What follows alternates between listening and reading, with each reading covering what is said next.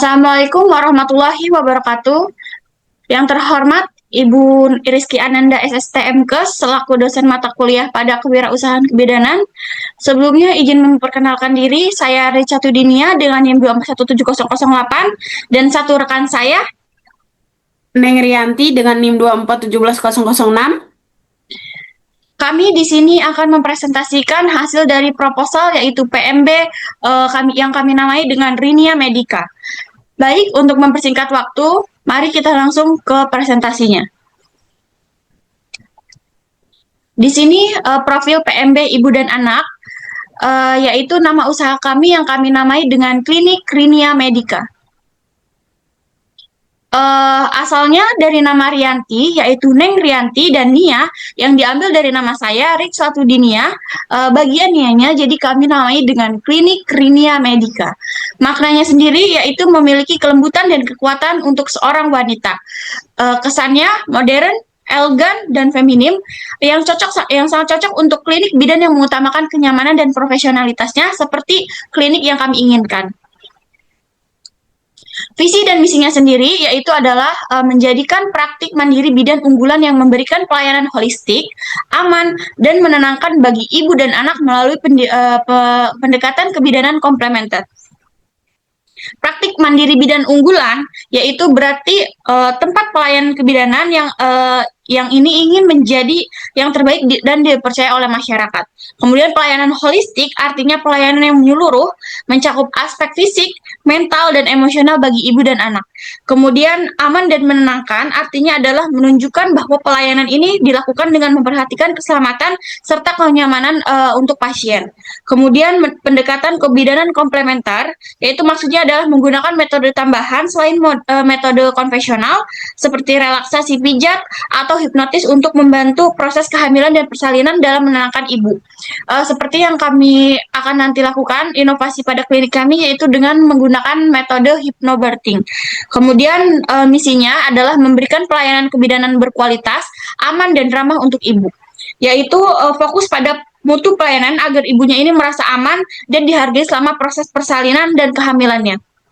Kemudian menerapkan metode hipnotis dalam membantu persalinan dan kehamilan, yaitu menggunakan teknik hypnobirthing atau hipnotis untuk membantu ibunya menjadi lebih rileks, mengurangi rasa sakit, dan mengurangi stres pada saat proses persalinan. Kemudian meningkatkan profesionalitas tenaga bidan. Maksudnya adalah menjaga agar bidan selalu kompeten, mengikuti pelatihan, dan bekerja sesuai dengan kode etik profesi. Kemudian membangun hubungan harmonis dengan masyarakat dan mitra kesehatan, artinya adalah menjalin kerjasama yang baik dengan pasien, keluarga, dan tenaga kesehatan lain seperti dokter, puskesmas, atau rumah sakit. Kemudian mengembangkan inovasi pelayanan kebidanan yang berbasis evidence-based practice yang sudah pernah materinya dipelajari, yaitu menjalin kerja terus memperbarui metode dan pelayanan berdasarkan hasil penelitian dan bukti ilmiah agar lebih efektif dan modern. Jadi kami tidak belajar hanya dengan berdasarkan dari pengalaman, tapi harus berdasarkan dari bukti ilmiah yang nyata. Kemudian menjalin kerjasama lintas sektor untuk meningkatkan mutu pelayanan kebidanan kesehatan ibu dan anak, yaitu bekerjasama dengan berbagai pihak, pemerintah, organisasi, komunitas, untuk meningkatkan kualitas kesehatan ibu dan anak.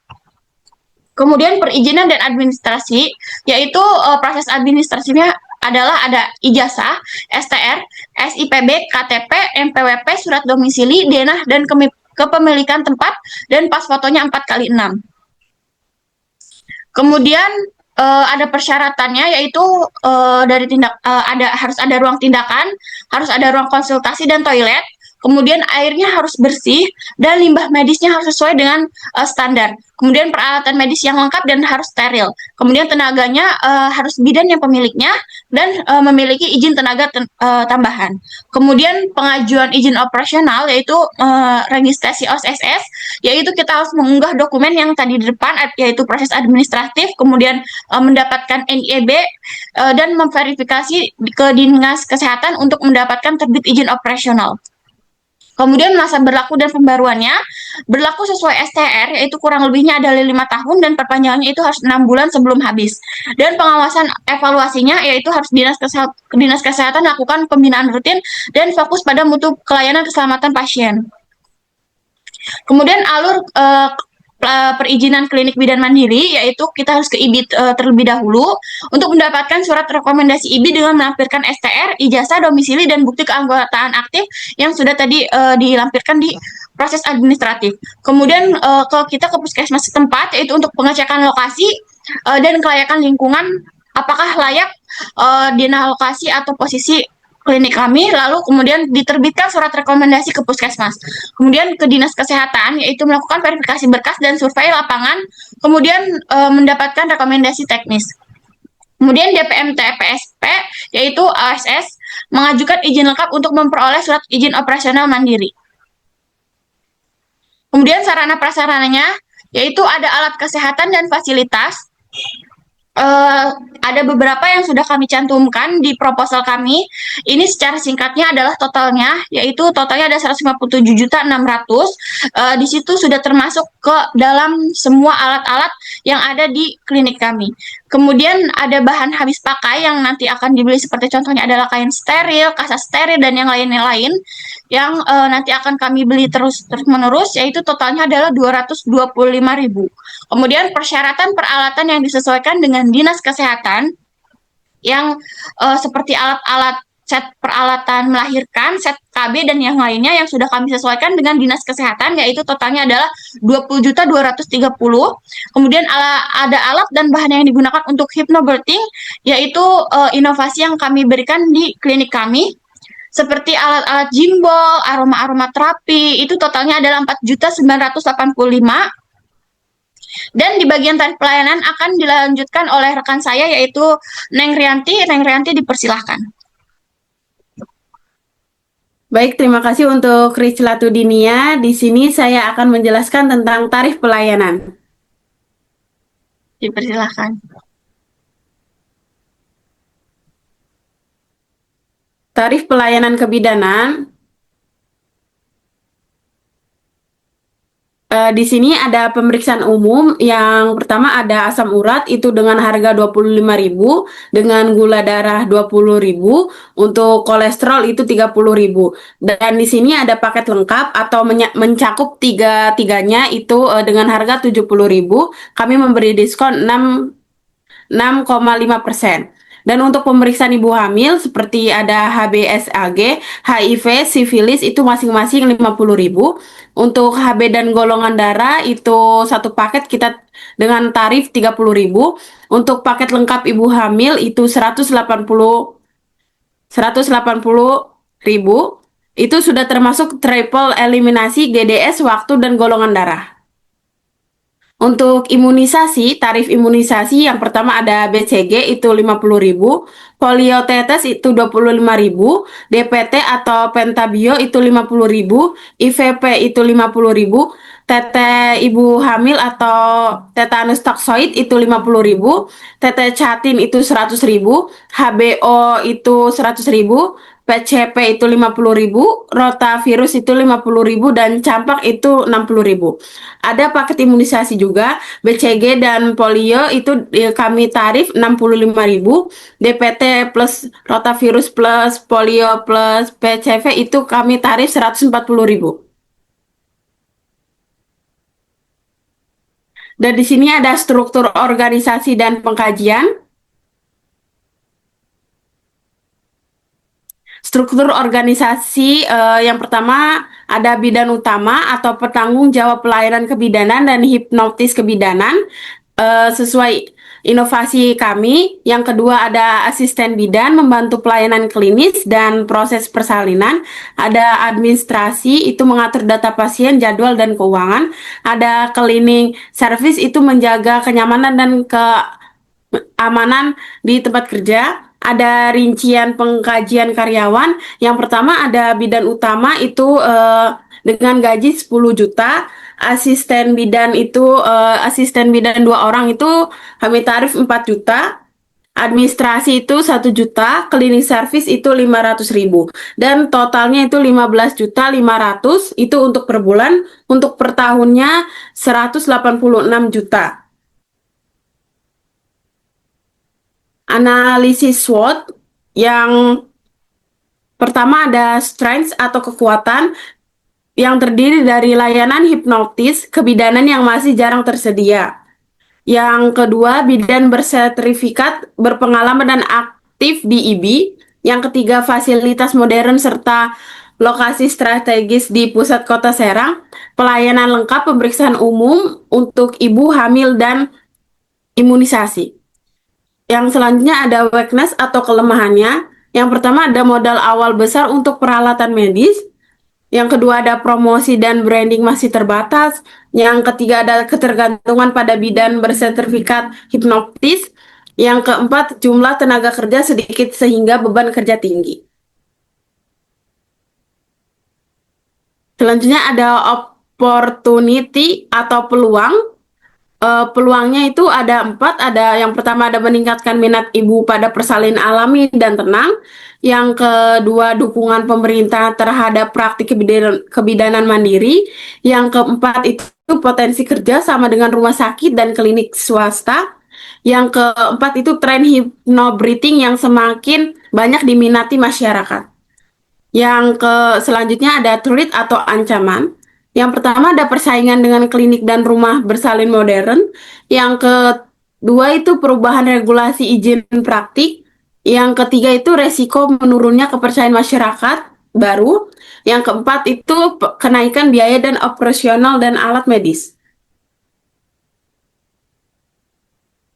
Yang ketujuh itu standar operasional prosedur atau SOP. SOP itu yang pertama ada administratif dan perizinan. Yang pertama itu wajib memiliki SIP, rekomendasi profesi, surat sehat, dan vaksin lengkap. Yang kedua, intervensi alat, obat, dan rekam medis harus terdata digital dan manual. Yang kedua, ada fasilitas dan ruangan yang terdiri dari bangunan permanen, terpisah dari rumah tinggal, ada ruang tunggu, ruang periksa, ruang persalinan sesuai ukuran standar. Yang ketiga ada limbah medis dikelola khusus disimpan maksimal 48 jam. Terus yang ketiga ada sarana dan prasarana. Yang pertama ada ventilasi dan pencahayaan cukup, tersedia APAR. Yang kedua ada alat wajib seperti kulkas, lemari, meja, periksa atau persalinan. Maaf, ada yang ketiga itu ada sarana dan prasarana. Itu yang pertama ada ventilasi dan pencahayaan cukup, tersedianya APAR, terus ada alat wajibnya tuh ada kursi, lemari, meja periksa atau persalinan, box bayi, Doppler, alat steril dan vaksinasi. Selanjutnya yang keempat itu ada pencatatan dan pelaporan. Yang pertama tak ada gunakan buku KIA, registrasi ibu bayi, dan laporan bulanan. Terus yang kelima itu pelayanan inti IMC, pemeriksaan dan edukasi ibu hamil. Yang kedua persalinan normal itu pemantauan episiotomi bila perlu dan IMD atau IMD. Yang ketiga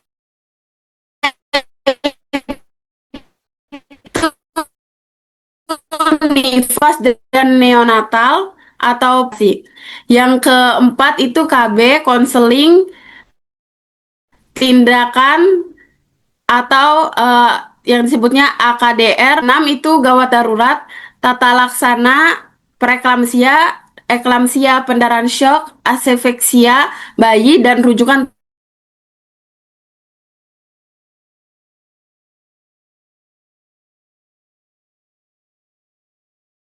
tepat waktu. Terus di sini yang ketujuh ada infeksi dan kebersihan atau sterilisasi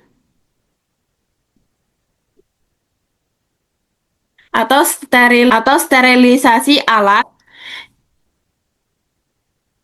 Dan selanjutnya yang kedelapan,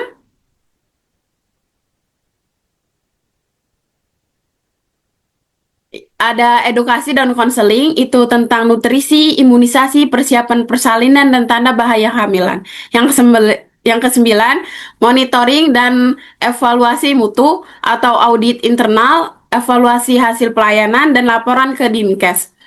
Dan yang ke-10 ada digitalisasi dan telehealth atau pemanfaatan teknologi digital untuk pencatatan, konsultasi, dan pelaporan layanan kebidanan. Dan selanjutnya ada rencana keuangan.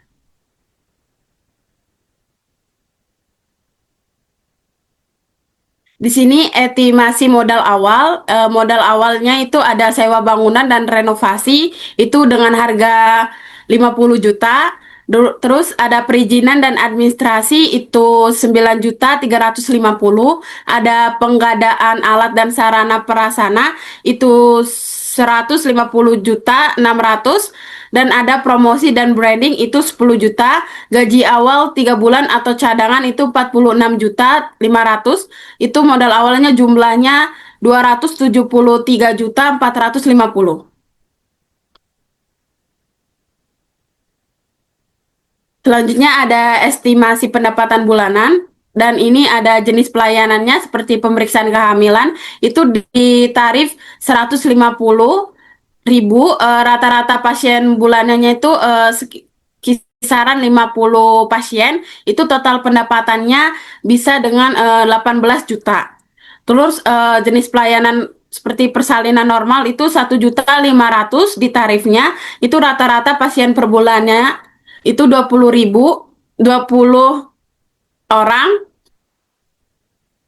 itu total pendapatannya 30 juta. Dan layanan hipnotis atau hypnobreathing itu kita tarif 250, itu rata-rata pasiennya itu 15, dan total pendapatannya 3.750.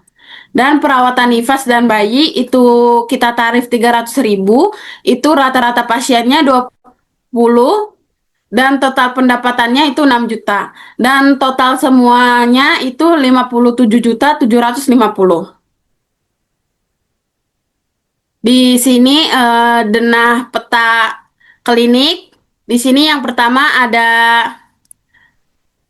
ruangan ruangan sterilisasi, dan di sampingnya ada ruangan hypnobreathing. Terus ada ruangan nifas, ada WC, ada ruangan periksa dan konseling, ada meja pendaftaran, ada ruang pendaftaran, ada tempat obat, ada ruang bersalin, ada ruang tunggu, dan ada parkiran. Ini dengan luas 60 meter. Baik, untuk pengeluaran yang kami keluarkan sangat dengan jumlah yang sangat banyak ini, cukup banyak untuk klinik kami.